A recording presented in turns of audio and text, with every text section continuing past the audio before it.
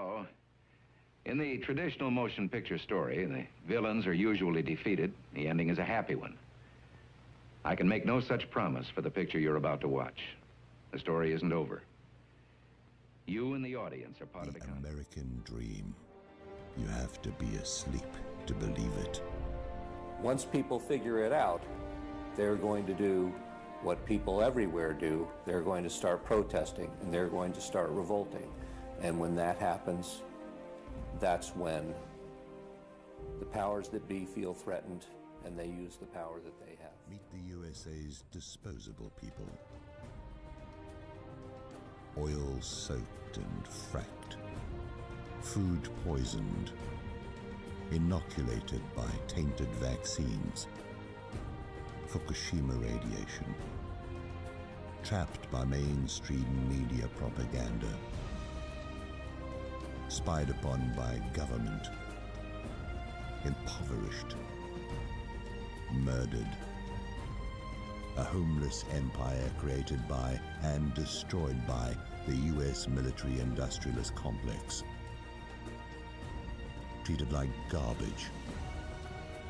Promulgated by the same shady cast of characters responsible for embroiling us in the endless war on terror in the first place. Americans, the disposable people. Shalom.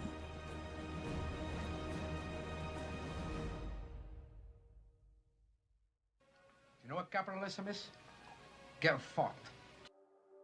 Here's my question. When you see around the globe the maldistribution of wealth, the desperate plight of millions of people in underdeveloped countries, when you see so few haves and so many have-nots, when you see the greed and the concentration of power within, did you ever have a moment of doubt about capitalism and whether greed's a good idea to run on? Well, first of all, tell me, is there some society you know that doesn't run on greed? You think Russia doesn't run on greed? You think China doesn't run on greed? What is greed? Of course, none of us are greedy. It's only the other fellow who's greedy. The world runs on individuals pursuing their separate interests. The great achievements of civilization have not come from government bureaus. Einstein didn't construct his theory under order from a bureaucrat. Henry Ford didn't revolutionize the automobile industry that way. In the only cases in which the masses have escaped from the kind of grinding poverty you're talking about, the only cases in recorded history are where they have had capitalism and largely free trade. If you want to know where the masses are worst off, it's exactly in the kinds of societies that depart from that. So that the record of history is absolutely crystal clear, that there is no alternative way so far discovered of improving the lot of the ordinary people that can hold a candle to the productive activities that are unleashed by a free enterprise system. But it seems to reward not virtue as much as ability to manipulate the system. And what does reward virtue? You think a communist commissar rewards virtue? You think a Hitler rewards virtue? You think, excuse me, if you'll pardon me, do you think American presidents reward virtue?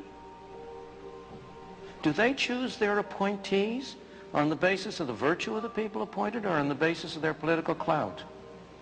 Is it really true that political self-interest is nobler somehow than economic self-interest?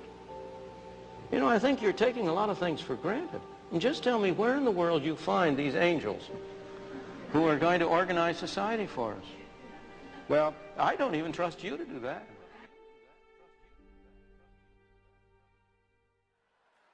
But there's a reason. There's a reason. There's a reason for this. There's a reason education sucks, and it's the same reason that it will never, ever, ever be fixed. It's never going to get any better. Don't look for it. Be happy with what you got. Because the owners of this country don't want that. I'm talking about the real owners now.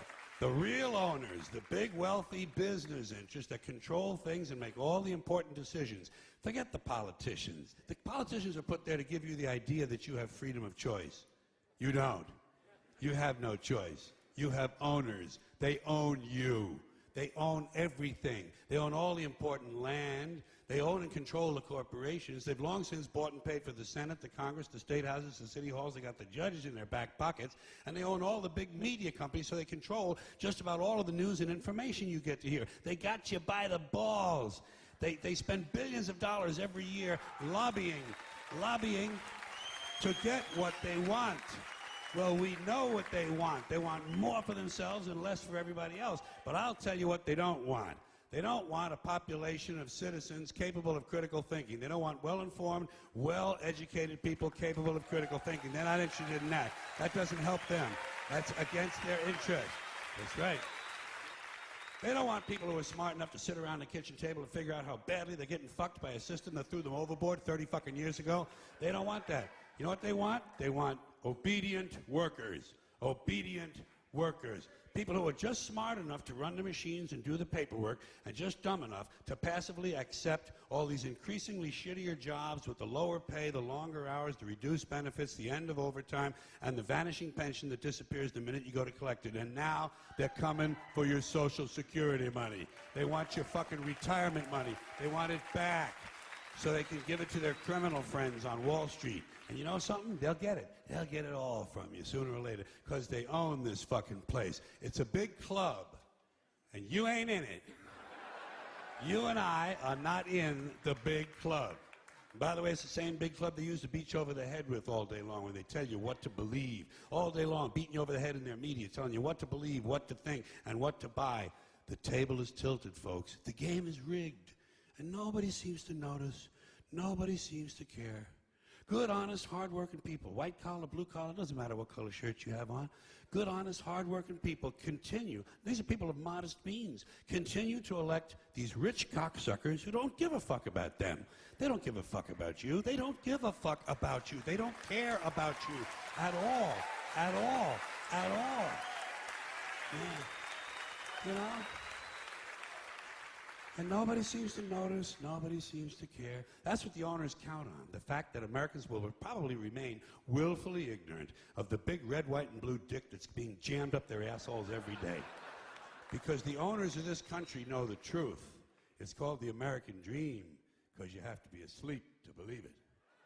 Can you say why America is the greatest country in the world? Diversity and opportunity. Lewis? Freedom and freedom. So let's keep it that way. Well, why is America not the greatest country in the world, Professor? That's my answer. You're saying... Yes. Let's talk about... Fine. Sharon, the NEA is a loser. Yeah, it accounts for a penny out of our paycheck, but he gets to hit you with it anytime he wants. It doesn't cost money. It costs votes. It costs airtime and column inches. You know why people don't like liberals? Because they lose.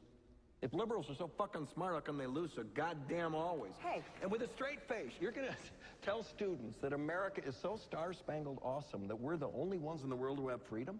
Canada has freedom. Japan has freedom.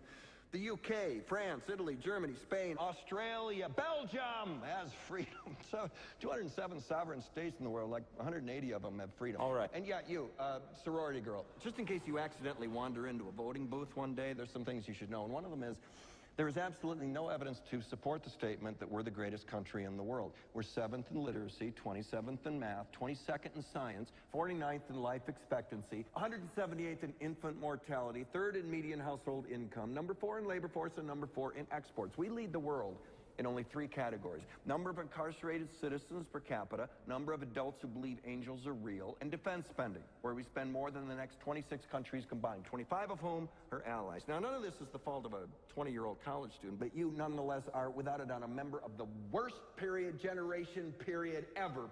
So when you ask what makes us the greatest country in the world, I don't know what the fuck you're talking about. Yosemite? Madam Speaker, I have a few questions for my colleagues.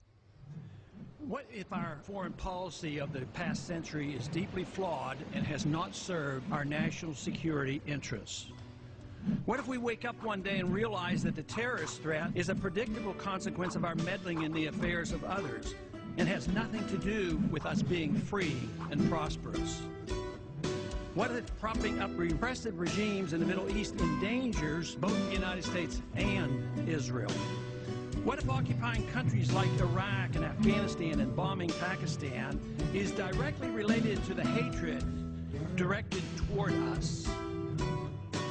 What if someday it dawns on us that losing over 5,000 American military personnel in the Middle East since 9/11 is not a fair trade-off for the loss of nearly 3,000 American citizens, no matter how many Iraqi, Pakistani, and Afghan people are killed or displaced?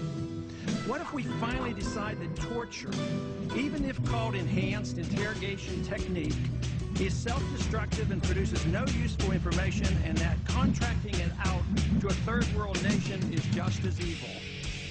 What if it is finally realized that war and military spending is always destructive to the economy? What if all wartime spending is paid for through the deceitful and evil process of inflating and borrowing? What if we finally see that wartime conditions always undermine personal liberty? What if conservatives who preach small government wake up and realize that our interventionist foreign policy provides the greatest incentive to expand the government?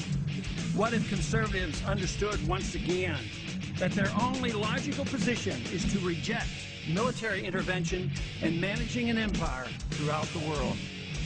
What if the American people woke up and understood that the official reasons for going to war are almost always based on lies and promoted by war propaganda in order to serve special interests? What if we as a nation came to realize that the quest for empire eventually destroys all great nations? What if Obama has no intention of leaving Iraq? What if a military draft is being planned for the wars that will spread out if our foreign policy is not changed? What if the American people learn the truth, that our foreign policy has nothing to do with national security, that it never changes from one administration to the next? What if war and preparation for war is a racket serving the special interests? What if President Obama is completely wrong about Afghanistan and it turns out worse than Iraq and Vietnam put together? What if Christianity actually teaches peace and not preventive wars of aggression? What if diplomacy is found to be superior to bombs and bribes in protecting America? What happens if my concerns are completely unfounded? Nothing. But what happens if my concerns are justified and ignored?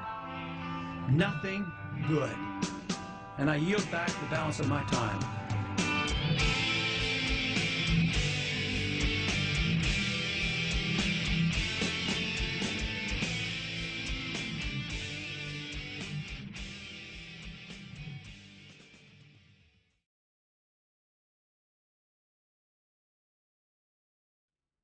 Ezekiel 25:17.